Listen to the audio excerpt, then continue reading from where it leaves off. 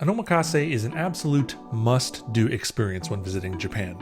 Leave your evening in the hands of a chef. Let the experts guide the way. For me, it's the best way to enjoy Japanese hospitality and cuisine. But it's rare for an omakase to focus on cocktails. So, I gathered up every single one that I could find, and I went to all of them. Starting with Jen Yamamoto.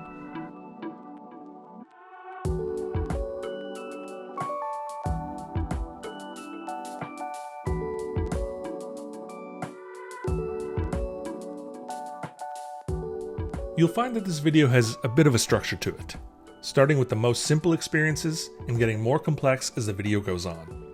But simple does not mean boring or easy, not even a little bit. Jen Yamamoto is the prime example of Japanese simplicity at play. Take a few perfect ingredients and use them masterfully.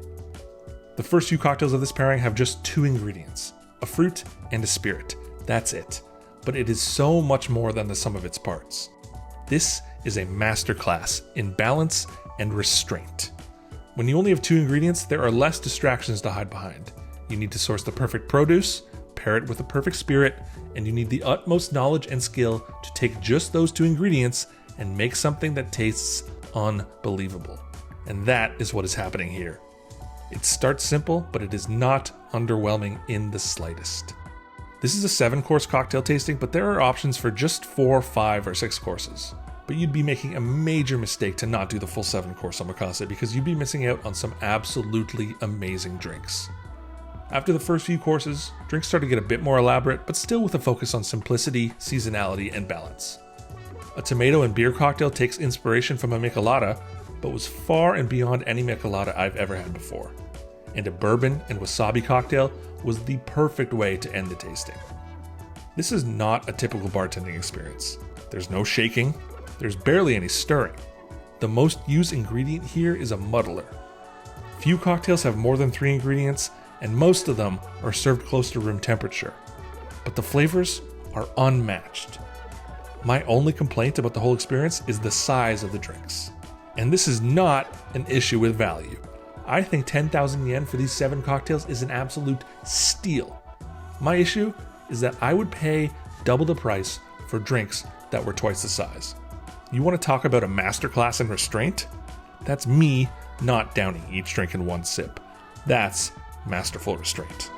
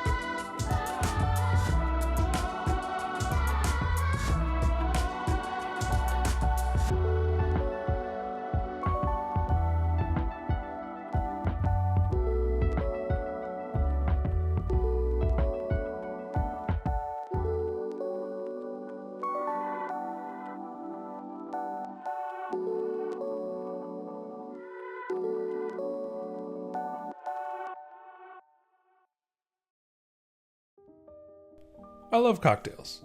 I also love yakitori. So if you were to tell me there's a place that does a cocktail and yakitori omakase pairing menu, I'm going, because that sounds like fucking heaven. Well, guess what? Heaven is real, and it is in Ikebukuro. This is Kokuteeru, or cocktail in Japanese. They're doing an 11-course yakitori omakase with cocktails pairing that costs less than 10,000 yen, and it is spectacular. This place could stand on its own, both as a yakitori place or a cocktail bar, but you match them together and you've got one of my favorite new discoveries in Tokyo. It's got a distinctly old school vibe, like a Kisa 10 from the Showa era mixed with an old school New York tavern. The drinks and food follow the same classic formula. The yakitori, for example, has all your standard hits like negima, chicken hearts, sukune, neck, all pretty standard fare, done exceptionally well. The cocktails also stick to the classics, but with a bit of a twist. Think clarified mezcal Bloody Mary, or a Manhattan with banana and vanilla, or a gimlet with sancho pepper. Simple twists, again, done exceptionally well, just like the yakitori. And the pairings make a lot of sense too. The sancho pepper gimlet, for example, is paired with a skewer that also uses sancho pepper. Very thoughtful and well executed pairings across the board. And the omakase only really scratches the surface. There are tons of drinks and bites available on the menu that the omakase doesn't cover. The way the menu is structured allows you to kind of choose your own adventure. You can pick a yakitori skewer and the drink menu will have a suggested drink to pair with it. Some cocktails, some wine and sake, but everything I tasted was delicious and paired perfectly. Also, there's a lot of wine and sake suggestions that I normally wouldn't go for, but in the end, were very tasty. It's just super delicious no matter what direction you take. My advice though, as much as I love this place, I think the omakase is kind of unnecessary. It's a great option if you don't know anything about yakitori, but as a seasoned vet like myself, I think I would opt for the choose your own adventure route. Either way, no matter what direction you go, I can guarantee that this will be an enjoyable meal and definitely is going to be a place that I return to in the future.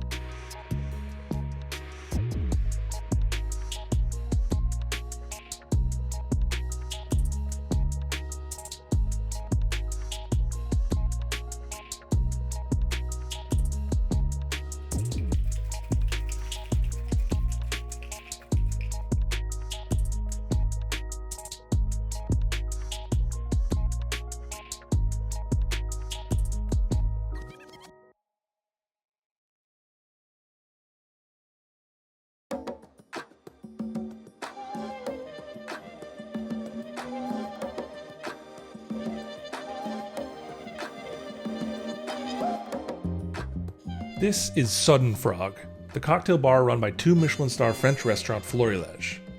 Don't ask me what the name means, I have no freaking clue. But I like frogs, so we're off to a good start.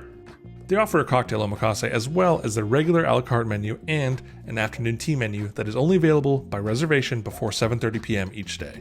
You can order the cocktail course with no afternoon tea, or the afternoon tea set with a la carte cocktails, or you can order both, which is obviously what I'm doing. Sodden Frog follows the same ethos as its sibling restaurant downstairs, hyper-focused on seasonality as much as possible. This visit happened in December, so things like apples, citrus, root vegetables are all in season. But they also like to think a bit outside the box when using seasonal fruit and veg. Cauliflower, for instance, is also in season in December, so you might think, yeah, cauliflower is an easy choice to use on the food menu. But they go the opposite direction and do a cauliflower cocktail, which honestly was absolutely delicious. I mean, this is a common theme among most omakase meals in Japan, and a lot of the cocktail omakases in this video as well. It's a part of what makes Japanese dining so great, a thorough knowledge of the seasons and understanding what products to use at the optimal times. And Sodden Frog has a deep understanding of those seasons. This cocktail course, paired with the afternoon tea menu, is an amazing way to not only taste some exceptional seasonal cocktails, but also is a very delicious, discounted way to taste some immaculate 2 Michelin star cooking from Florilège.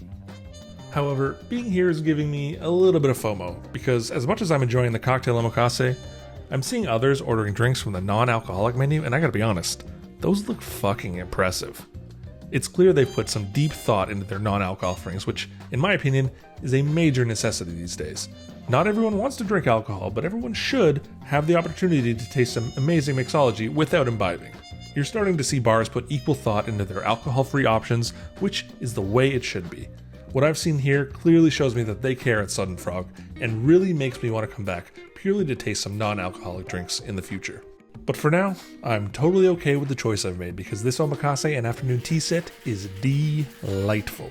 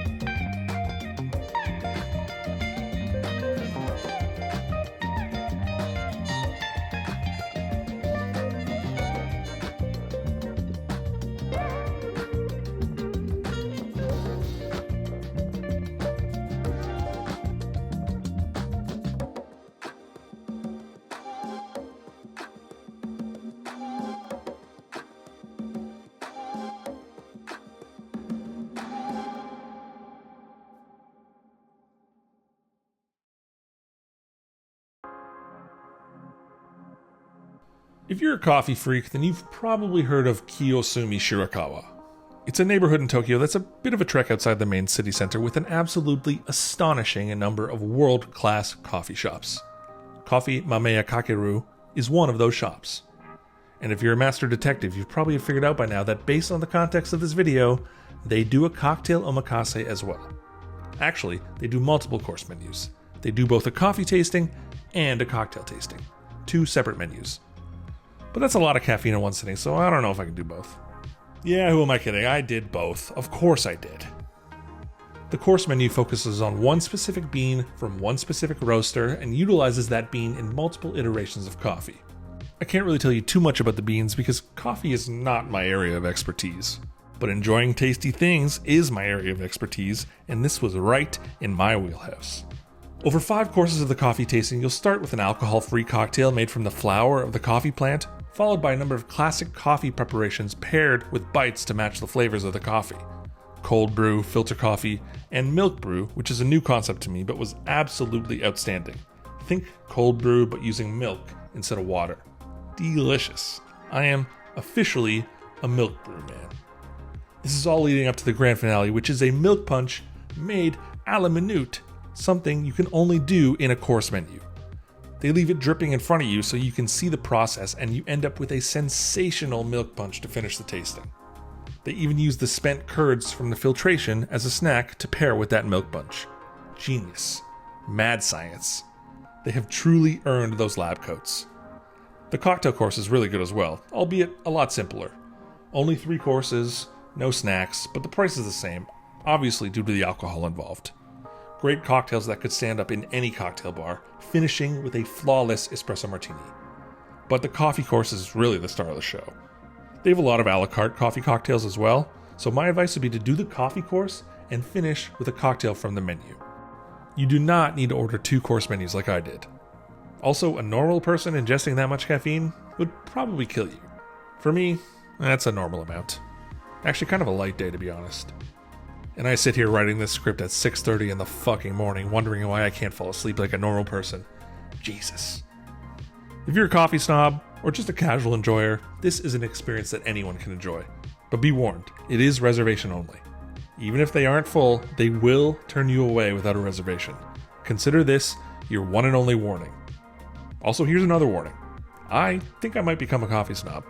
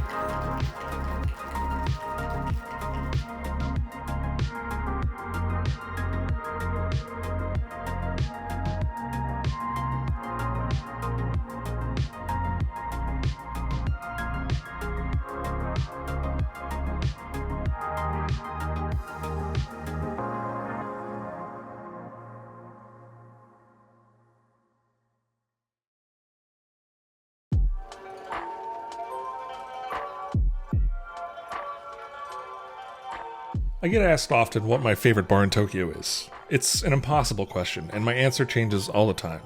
But I would say that about half that time, I'm telling people that the Bellwood is my number one. It's the perfect mix of old school charm, modern innovation, good drinks, and great service. But even though I'm here early for a cocktail, I'm not actually here to visit the bar. I'm here for something else.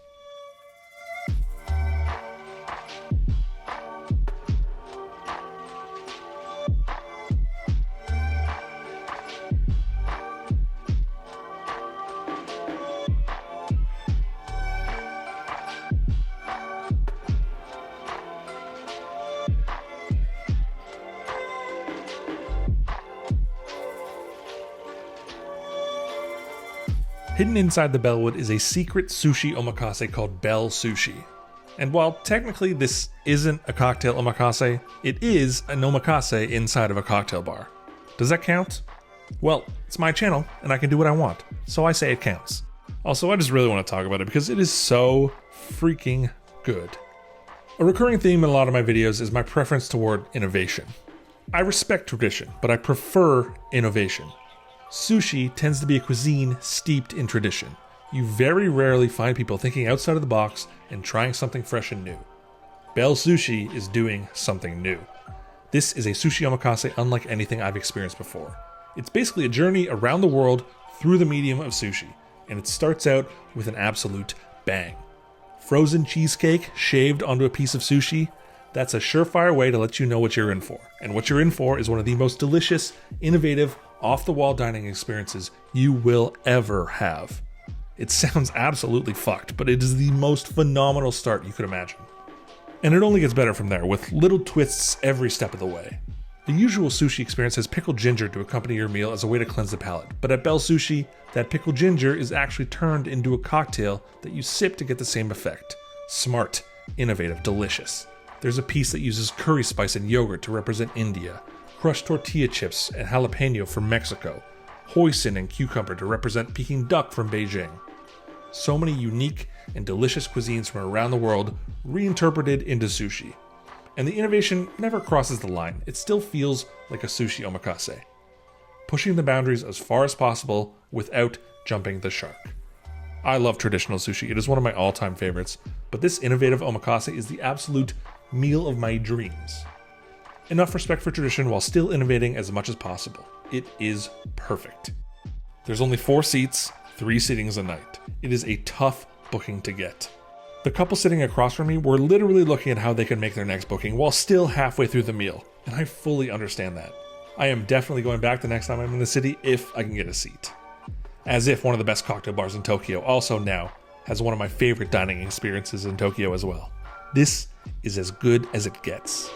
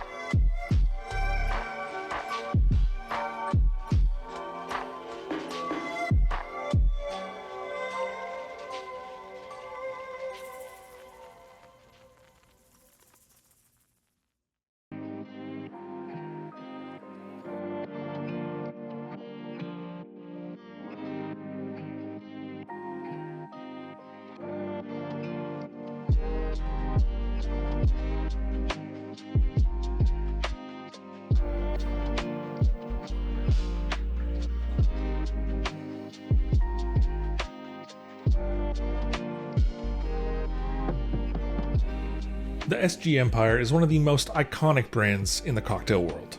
Amazing bars in Tokyo, Okinawa, Shanghai, Hong Kong, New York, Madrid, and now their latest project is Sangai, a new addition to what is probably their most famous bar, the SG Club.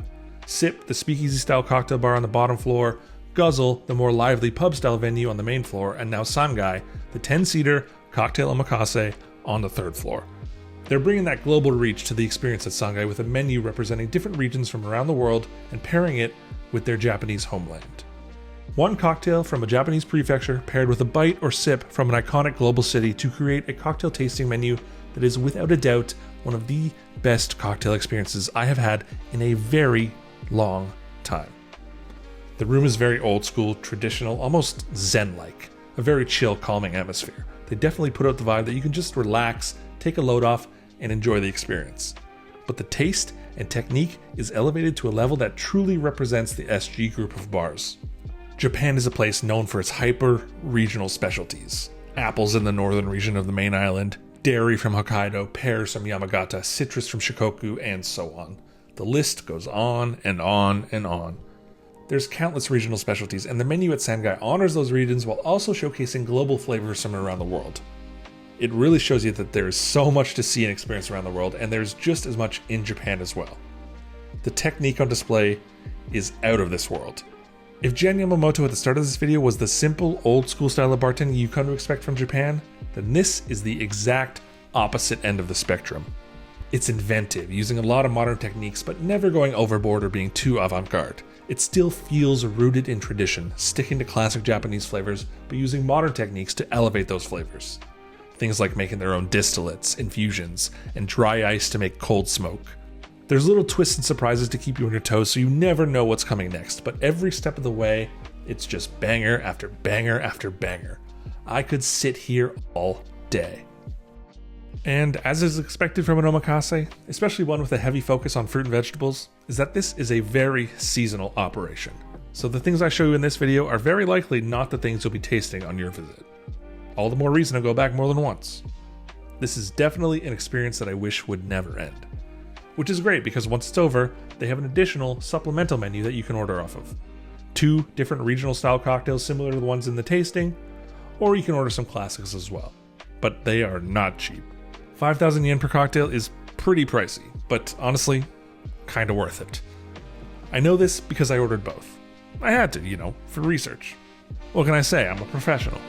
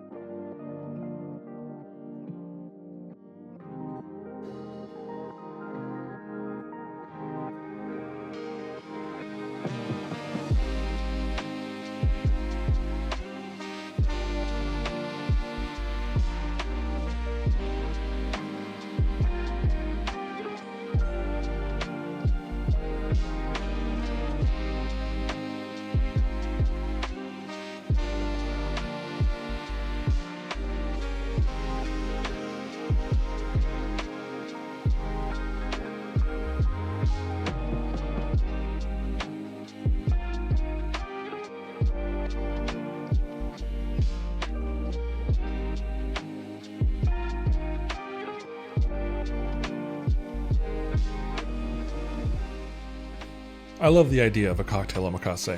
I'm the type of person who never orders the same drink twice, and often I get menu paralysis. choosing what to order is a very difficult decision. So the idea of leaving that choice in the hands of the professionals is something that I am always on board for. These were 6 amazing examples of what can be accomplished through this style of menu, and I hope more bars start to adopt this concept. If they do, you know I'll be there to check it out and share my experience with you. So let's end this video by doing the YouTube thing. Make sure you subscribe because I got a lot more Japan and global cocktail content in the pipeline. Also check out my website in the description. You can subscribe to the Patreon to help me make more videos, or check out my global cocktail map with over 5,000 bar recommendations around the world. That's all, that's it. I'll see you in the next one.